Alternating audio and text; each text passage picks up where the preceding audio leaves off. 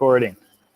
It's currently morning here, and I'm in Chengdu, China, with a group of OCDSB high school students, part of a cultural exchange, which I'll explain momentarily.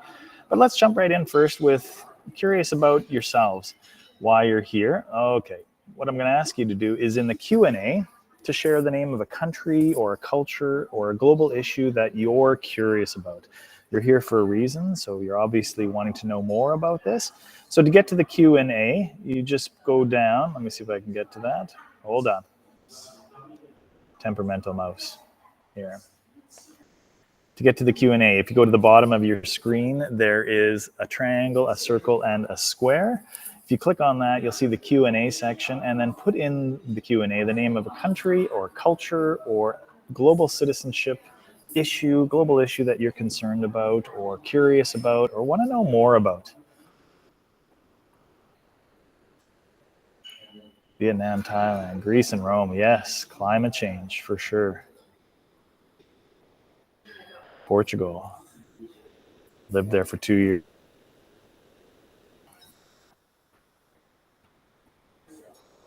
Those of you just joining, down the bottom right-hand side, there's a triangle, a circle, and a square. If you click on that, you get to the Q&A and just pop in there something you're curious about. Exchange opportunities. Yeah, even more specifically, where do you want to go? There's lots of opportunities out there. What part of the world would you love to explore? China. I'm in China right now. Japan. Amazing. Yeah, we'll talk about Ecuador. I lived there for 3 years too and taught. Amazing place. China. 非常好，谢谢. Tibet. Yes. My experience on our exchanges, that the places we've gone to that I brought students to personally have been really safe. Certainly the France exchange. We've taken Black students to Japan. Haven't brought any to China, but safety in this country is not an issue at all. There's ways to access Google in China. For sure. VPNs usually. Awesome. Thank you. You can keep popping ideas in there, or places, sorry, not ideas. I want to, while I'm putting this up, Japan, China, Germany, France, England. Divide this into two parts. First is the International Certificate Program. So this is something available to all OCDSB students. This is an extracurricular certificate program. So at the end of high school, you would get your high school diploma. You could also get this extra certificate. And it was set up over 10 years ago to recognize and honor students from grade 9 to 12 who are curious about the world, who want to be active, engaged global citizens. And from a small start, we have over 700 students in 23 of our high schools. There's nothing you need to do to join, or you don't have to do any prerequisites, and there's no need to travel. In fact, most of our students get the certificate without traveling. So amazing opportunities to get involved and engaged. And if you decide this is something, you know what, I'm curious about this, you can join at the beginning of grade 9. And there'll be ways to do that, and I'll explain momentarily. I've often asked, why join? And many of our graduates feel this is something that's useful to them for life after high school. Applications to universities, scholarships, so many different ways that they feel it benefits them. Personally, too, I think a lot of our students grow as global citizens, become more independent, more confident, make friendships, connect with other people that have the same interests. Just like a sports team, everyone's interested in that sport. This is an extracurricular opportunity for students who are curious about global citizenship and the chance to connect with people that share that same interest. What do I need to do to get the certificate? Question often asked next after why do I join? 3 things. You need to learn a language other than English or French. So students in most of our high schools have opportunities to learn a language that's offered by that high school. And some of our schools offer Spanish, some offer Arabic, some offer Japanese. One school offers Japanese and one school offers Latin. But then the OCDSB also offers on Saturdays all those languages on the right, where you would meet the requirement for the ICP and get a credit as well, a high school credit. They also offer a number of languages starting in January for high school students until June after school. So lots of different ways to get the language. Part 2 of the ICP is certain credits, certain grade 11 and 12 credits. So you can see the list there. Students need 4 of them by the end of grade 12. So there's lots of different options there. Students would need 4 from that list. And then finally, part 3 is the intercultural experience hours. Most of our students get these hours, and they need 100 of them locally here in Ottawa. Summer festivals. We had students go to the Lebanese Festival, to the Street Food Asia Festival.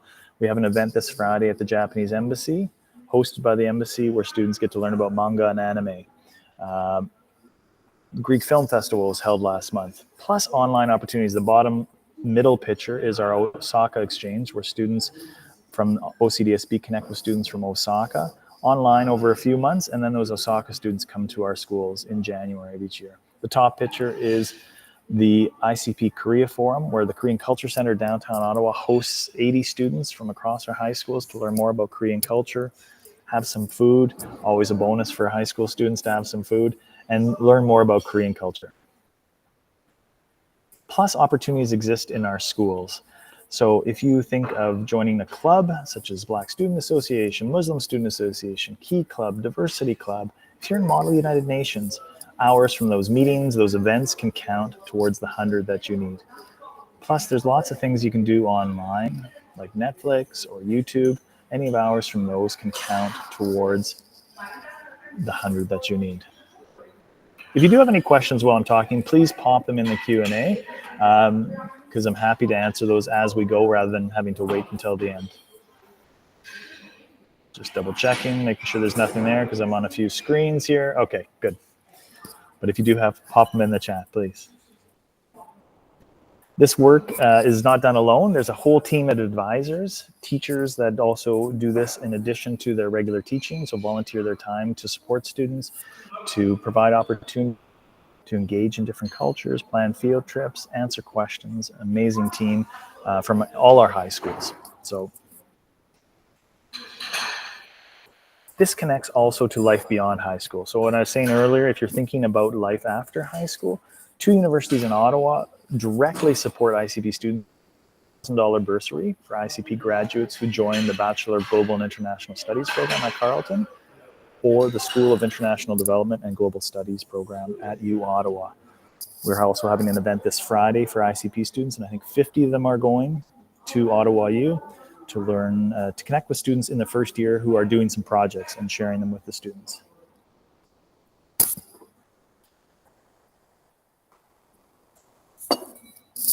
Here's a little sip of water there. So if you're curious about the International Certificate Program, you just do Google search OCDSB ICP. I'm going to pop a link in the chat that takes you directly there. There's an enrollment form, which you would just fill out and send back to me or your school's advisor. So let me just do that while I'm talking here. And then I'll get to the questions that I see in the chat. So in the chat there, hopefully you can see that again on the bottom right, middle button is a link to those different the ICP and also to exchanges, which I'll start talking about here. Let me get to the questions in the chat here. So the intercultural experience hours, because this program relies upon student independence and responsibility, students are responsible for just keeping track of them and then regularly updating their advisor. Or some students update it themselves. We have a database where students can record all the different pieces. That's double checked by the advisors. Some of the international field trips, most high schools offer an international field trip. I shouldn't say all, but many or most do, usually March or April of each school year. Battlefields trip in Europe, or some schools go to, I think AY Jackson's going to Greece or Iceland. Opportunities. Those are run separately by the school. If a student goes on that trip, those hours can count 8 hours a day towards the ICP. So there is a bit of an overlap. Is this a course or replacement? No, this is completely extracurricular, this program. So it connects with what students do in their coursework in the sense that students don't have to take extra courses. If they're choosing these courses, they can then count towards the ICP. If you want to submit your form now, you can. You can send it to me, and then I'll just keep it on the side, and I'll make a note on my calendar to register. You can start in the summer between grade 8 and grade 9. So the IB is a curriculum framework, right, where students have to take certain courses, they have to meet certain requirements to get their high school diploma. The ICP is an extra program which connects in many ways with the IB in terms of that intercultural mindedness, focus of the IB. And IB students, for some, it's easier to meet the requirements of the International Certificate Program because there are certain course requirements for the IB. So there is some overlap, but one is a curriculum framework with certain requirements, and this is an extracurricular program. Hopefully that answers that. Let's talk about exchanges. We've got 5 minutes, lots of time to talk about exchanges. And again, if you do have any questions, feel free to pop them in the chat now, please. Okay. Exchange. You go live with the family and they come and go to school in that country, spend time in that country, and then they come back and live with you. Different from study abroad at the moment. OCNet is the Ottawa-Carleton Education Network. It's the international branch of the OCDSB, and it's the organization I work for. We run 3 different exchanges. So the France exchange, French students come to Ottawa in fall, live with host families, go to school for 5 weeks. We just said goodbye to them on the 16th. And then our students go to France in March, live with the families, go to school for 5 weeks there. Japan exchange is happening this year in 7 of our high schools: Brookfield, Gloucester, Nepean, Glebe, Lisgar, and A.Y. Jackson, Maribel. Happens every 2 years. Japanese students come here for 2 weeks in the spring, and our students then go to Japan for 2 weeks in the summer. China exchange is held annually in November. Students come to China, live with host families, visit schools, go see panda bears. The top left picture was at a school the other day where students did a demonstration, and then we got to practice some things, Kung Fu. Bottom picture is our France exchange students at Woodruff High School a few weeks ago when I went and visited them. And then the right picture is our Japan exchange. That was students in Yokohama, Japan, just outside of Tokyo in the summer of 2023. ISE Ontario is a private organization. They run exchanges to those 6 countries you can see on your screen, 9-week exchanges during the school year and a 3-week one during the summer. If you're concerned about missing school, you would go to one of those countries, live with your partner, do summer things, get on the plane together, come back to Ottawa, and then here for 3 weeks. So lots of different options. And again, that link is in the chat and I'll pop it in there once more in a moment. Study abroad is a little bit different. This is you would live with the family, you go to school in that country, but you don't need to host. And so Yes Canada is one of the organizations we work with a lot, and they've sent students to Japan and France and Italy and China, or to Chile. They do 23 countries around the world from 2 weeks to 10 months. There are a few other organizations as well that do a combination where you can do some stuff online and then you go travel. One student went to Fiji and got a credit for biology.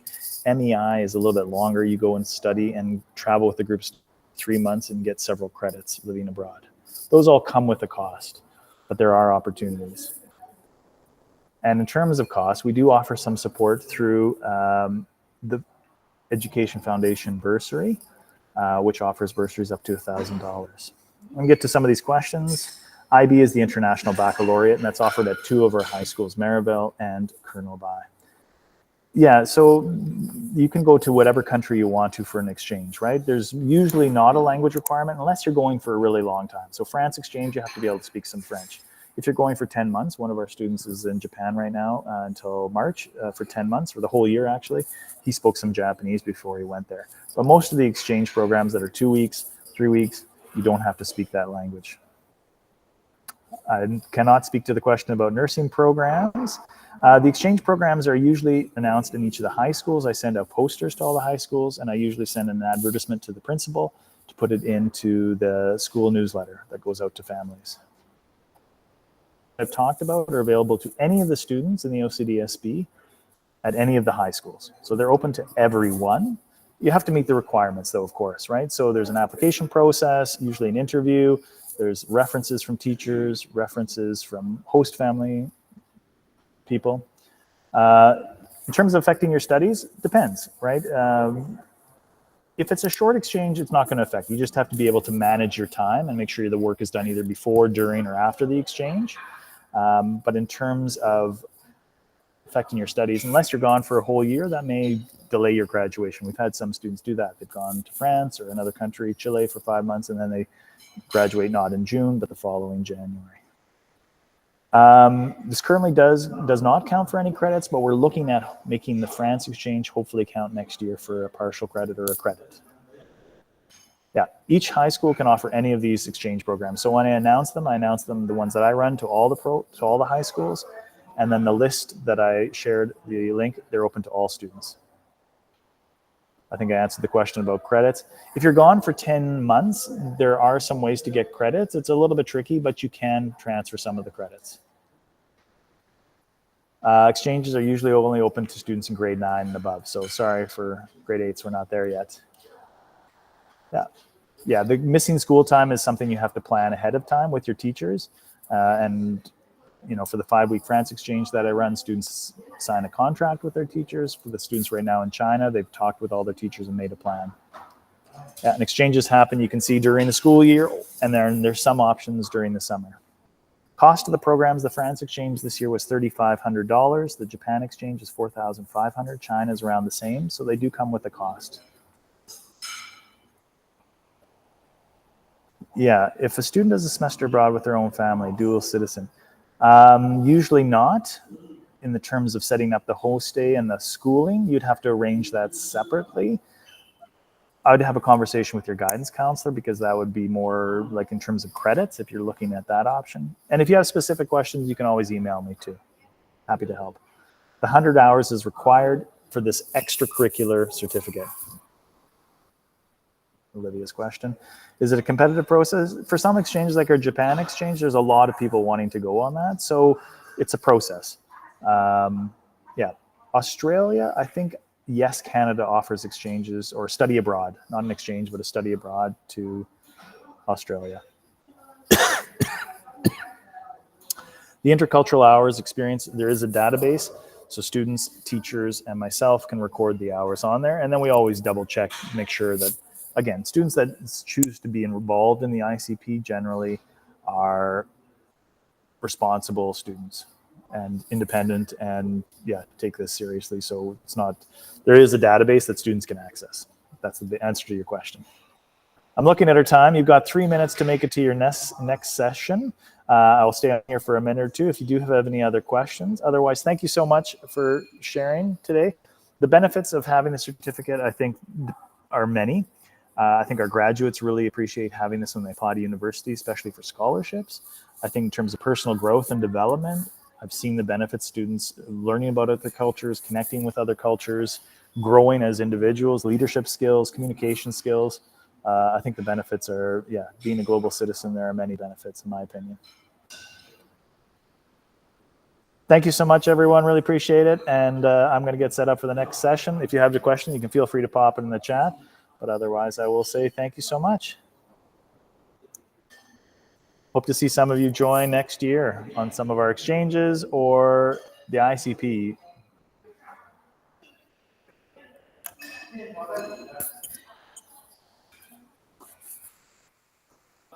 Thank you, everyone.